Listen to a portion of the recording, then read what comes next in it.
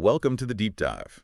Today we're going to immerse ourselves, really, in the sound of Hollings' new ambient track, Always Okay. We are, and we're using this really compelling review that just came out on TATANKA, dated May 9th, 2025, as our sort of guide. Exactly. And the mission here, I think, is to figure out why this reviewer calls the track a, quote, sonic balm for the weary soul. Right, and he even goes so far as to say it's an ambient prayer for our times. Yeah. That's pretty powerful language. What is it about this track? Okay, so let's start right there with the reviewer's, first take. It was very evocative. Hollings' voice is described as shimmering like water on stone, ancient, intimate, undeniable. Undeniable. And the song itself, not just sound, but spell work, a down-tempo prayer wrapped in healing frequencies. Quite the opening statement. It really is. It sets the stage immediately, doesn't it? This isn't just background noise. That water on stone image, it suggests something timeless, right? Yeah. Natural, maybe. Yeah, and ancient, like you said. Yeah. And the spell work and prayer language. It hints at something, I don't know, potent, transformative. Definitely more active than just listening. What jumps out at you from that initial description? Well, that word ancient really sticks with me. Makes you think it's tapping into something, deeper than just the here and now. And this bit is fascinating. The review doesn't just say she sings. It says she remembers. Like the act of singing is an act of remembering. What do you make of that? That is a really interesting verb choice. Remembers. It could mean evoking something deep, couldn't it? Like a shared feeling, maybe even something collective or ancestral, not just personal. Like it's pulling on a thread that connects us somehow. Sort of, yeah. It moves it beyond just her story, suggesting maybe a link to something more fundamental. It feels like it lines up with this interest people have now in music that feels timeless, maybe as a reaction to how fast everything moves. That makes sense. Yeah. The review then talks about a change in her vocals. Apparently, her older stuff was more like a siren's call pulling us into shipwrecks. Ominous. Right. But now it's an invitation into stillness, into truth. That feels like a huge shift in intention. It really does. It suggests a definite artistic evolution, moving from something alluring, maybe dangerous, to something grounding and clear. Do you think that reflects a wider trend? Artists leaning into more sort of healing sounds because of everything going on? That's a really good question. It certainly could. It shows her changing focus, maybe wanting a different kind of connection, offering comfort instead of, well, shipwrecks. Yeah. It's always interesting how art sort of mirrors or responds to the times. Totally. And then there's a specific lyric mentioned. You didn't ask to inherit a world falling apart. Wow. The reviewer says this hits on a core grief we've all been shouldering, and the song gives a release. It sounds like it really connects with that collective feeling of unease. That line is incredibly potent, isn't it? So direct. It really names that feeling of instability that so many people feel. And just naming it can be validating. Right, like, okay, I'm not the only one feeling this weight. Exactly. And the review suggests the music doesn't just name it. It actually helps you, process it or let it go somehow. And it's not just about feeling sad or acknowledging the grief. The reviewer makes a point. This isn't a lullaby to fall asleep to. It's one to wake up with, to cry into, to rise renewed by. That's key. So it's an active thing, not passive. Precisely. It separates always okay from just, pleasant background ambience. It's framed as a tool, really, for working through things. Vulnerability, strength, renewal. Which makes you think about the sound itself. How does it do that? Well, the review credits the producer, 𝗓𝗕𝗓, mentioning their sensitive hand and specific elements like sub-bass pulses and reverberant textures that feel like soul fragments reuniting. Again, really poetic language. Soul fragments reuniting. How do you think those sonic choices, like sub-bass or reverb, create that feeling? Well, sub-bass, even when it's subtle, you often feel it more than hear it, right? It can be really grounding, physically resonant.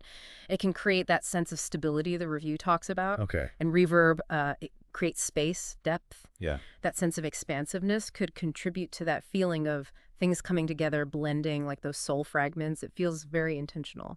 And then there's this line I found really striking.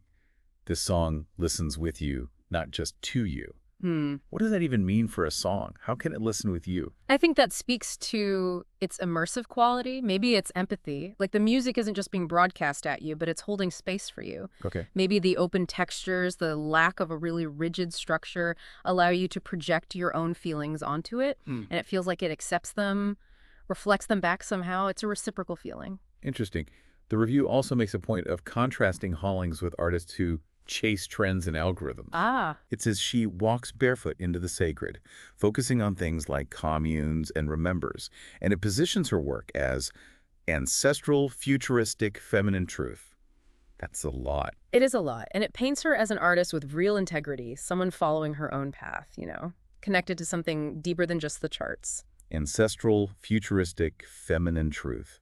It's a powerful combination. It really is. It blends that sense of timelessness with a forward-looking sound and a specific perspective. Makes you curious about her background, doesn't it? What led her here? Definitely. And the review really hammers this home at the end.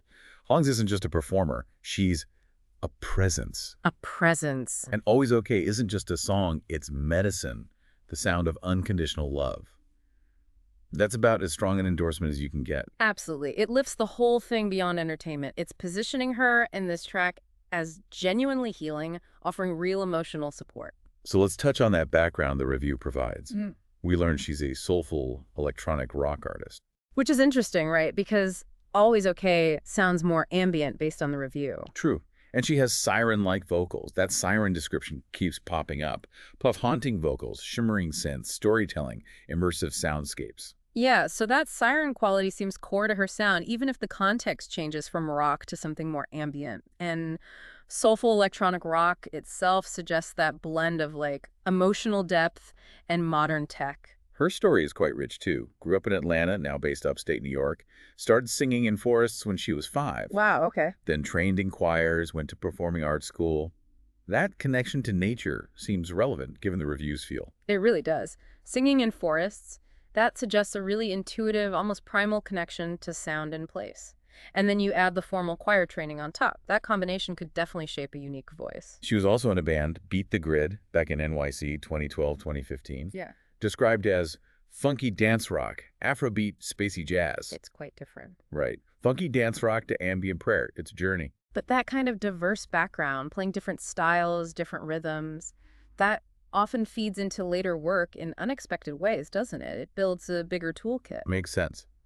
Her solo debut in 2018, Necromancing, was called Rock Dream, Siren's Call, Acid Jazz Rock, haunting layered vocals, shimmery synths. Okay, so there's the siren's call again, explicitly, and haunting vocals, shimmery synths, those elements carry through, even if the genre label shifts. The acid jazz rock is another interesting layer. She's clearly experimented. And the review mentions recent singles, too, from 2023 and 2024 fragments. These days, Vampire Disco. Vampire Disco. Yeah, eclectic titles. Suggests she's not just sticking to one mood. Definitely. It shows she explores different themes, different sounds. Maybe Always Okay is just the latest facet of that exploration, this move into something more contemplative. And besides her own stuff, she's worked as a backup singer, collaborated on rock, hip-hop, experimental projects. So very collaborative, very broad musical experience. That exposure surely enriches her own writing. It brings in different flavors. Yeah, seems likely. Now, if you are curious after all this, the review does point people to her website and all the usual music platforms, Apple Music, Spotify, Bandcamp, etc. Good. Makes it easy to go listen for yourself and see if you hear what the reviewer heard. And just as a final context point, this review on TATANKA has a Google's Deep Dive podcast tag. Seems like TATANKA generally leans into this kind of in-depth exploration. Yeah, it fits their style, it seems. Taking a closer look at things. So, wrapping up our deep dive on this review of Always Okay, it's pretty clear this track struck a chord. The reviewer sees it as really significant, a piece of healing art for right now. Absolutely. It really highlights Hollings' unique voice, both literally and artistically, and how her journey has led to this particular sound that seems to offer something people need. It really underscores the potential power of ambient music when it's done with this level of care and maybe intention, more than just background noise. Definitely. Making it, as the reviewer says, potentially transformative. Which leads to a final thought, maybe for you listening. The review calls this a sonic balm for the weary soul. What serves as your sonic balm? What music or sounds help you navigate?